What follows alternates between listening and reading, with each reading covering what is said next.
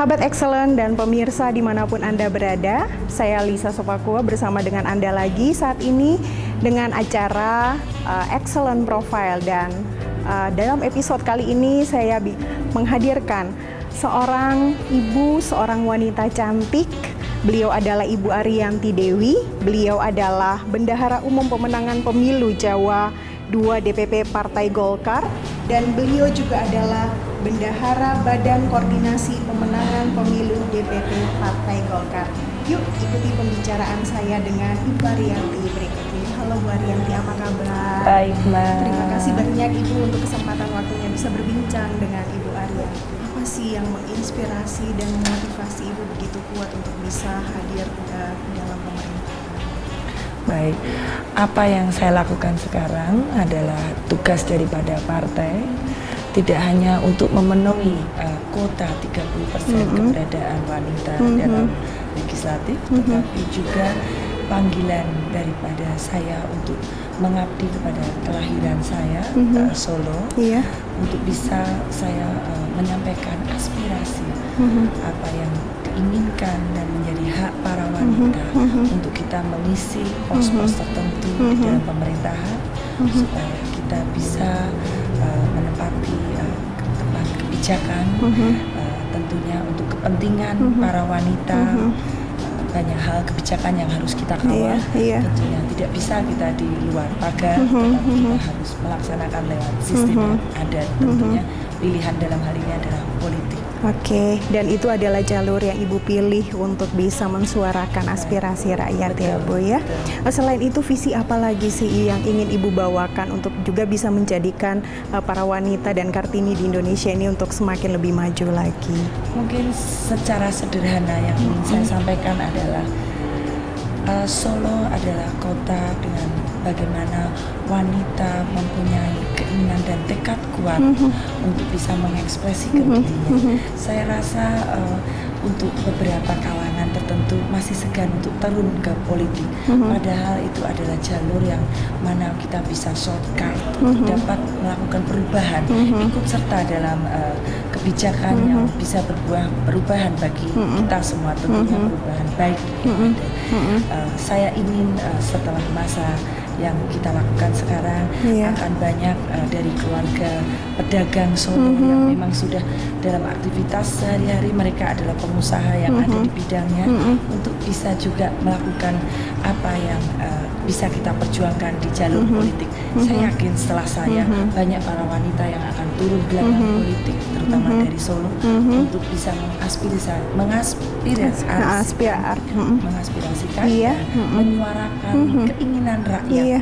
Karena sesuai dengan partai kami, suara Golkar adalah suara rakyat. Kami tidak akan hanya memenuhi kuota 30%, tetapi kami harus masuk dengan kesiapan sumber daya dan pendidikan yang cukup untuk mampu menjadi harapan masyarakat pada Iya, dan sekarang sudah mulai nih Bu jalan-jalan ke Solo dan sekitarnya, daerah pemilihan Ibu. Iya, sudah mulai Mbak. Kami mulai dengan hal simpel, karena di keluarga saya kita punya beberapa kegiatan yang memang sudah kita jalani bertahun-tahun. Saya tinggal mengikuti yang sudah ada. Kita turun ke masyarakat dan mendekati beberapa segmen-segmen yang memang prinsip saya adalah bahwa bukan jabatan yang kita kejar, namun pengabdian dan fungsi daripada jabatan yang melekat di tubuh kita untuk bisa bermanfaat bagi rakyat banyak, wanita khususnya, karena konsen saya adalah terhadap wanita dan pendidikan. Wanita dan pendidikan, ya Bu ya. Oke, Bu Ariyanti, saya pengen tanya sedikit, bagaimana pandangan Ibu secara keseluruhan melihat perkembangan wanita dan pendidikan sesuai dengan yang Ibu ingin bawakan secara keseluruhan di Indonesia? Baik, saya merasa bahwa pendidikan sangat berperan kunci daripada sebenarnya perlindungan wanita, karena hanya wanita kalau dia mengharapkan dari skill otodidak, kita pasti bisa melakukan karena wanita diberikan ketekunan yang luar biasa dalam mencapai tujuannya. Namun apabila dengan pendidikan yang cukup, saya rasa kita akan lebih bisa bermanfaat dan mampu memberdayakan diri sesuai dengan bidangnya. Saya rasa pendidikan cukup melindungi para wanita, perempuan khususnya untuk tidak tertindas oleh keadaan. Bukan kita ingin berada terdepan, namun kita bisa mengimbangi dan jadi keseimbangan secara nyata antara pria dan wanita untuk sama-sama menempati pos masing-masing, yang mana pos untuk perempuan sebaiknya diberikan kepada perempuan karena hanya wanita yang mengerti wanita. Iya. Bu, sedikit mengenai pemberdayaan wanita.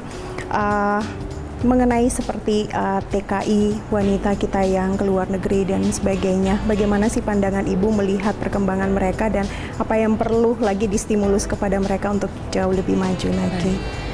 Dari beberapa data, kalau kita sebelum kita bicara mengenai bagaimana TKW, bagaimana TKI kita harus keluar untuk mengadu nasib, sebenarnya kita tidak usah terlampau jauh. Kita berpikir angka daripada 85% contoh keguguran atau aborsi atau tingkat adalah wanita dilatar belakangi oleh ekonomi, sehingga kita akan pasti meyakini bahwa apa yang mendorong besarnya angka TKI ataupun TKW yang keluar adalah faktor ekonomi. Bagaimana menyelesaikan atau menghindari permasalahan yang ada?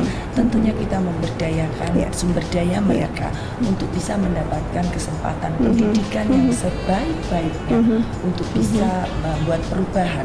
Tentu itu tugas daripada kita semua, terutama pada diri saya sendiri. Memang saya dedikasikan untuk bisa melakukan hal-hal yang terkait dengan gender saya. Jadi nanti kalau jadi Menteri Peranan Wanita dan Pemberdayaan Wanita boleh tuh ya Bu, itu diperhatikan juga. Kalau begitu bagaimana kita mendapat legitimasi saja, bagaimana kita sebagai wanita mendapatkan kepercayaan dan kesempatan. Tentu kalau memang ada kesempatan, kami akan berusaha sebaik-baiknya. Bagaimana kita mendapatkan kesempatan, itu yang susah. Bu, sedikit Bu, kita kilas balik sedikit masa kecil Ibu di Solo nih ya. Apa sih yang menarik Bu? Kita mempunyai cara bergaul yang luar biasa di Solo, di mana karena kotanya kecil sehingga kita saling mengenal dan kekerabatan sangatlah kental di antara kita, sehingga contoh soal pada saat saya mencalonkan diri tidak terlampau sulit saya mengumpulkan teman-teman karena mereka dengan keinginan sendiri berkumpul dan bergerombol mengenali sosok baliho saya dan kemudian mencari jalan bagaimana mereka mendukung dan menyampaikan keinginan saya untuk turut serta. Itu bagian yang menarik dari kebersamaan kami di Solo. Tahun berapa sih Ibu keluar dari Solo?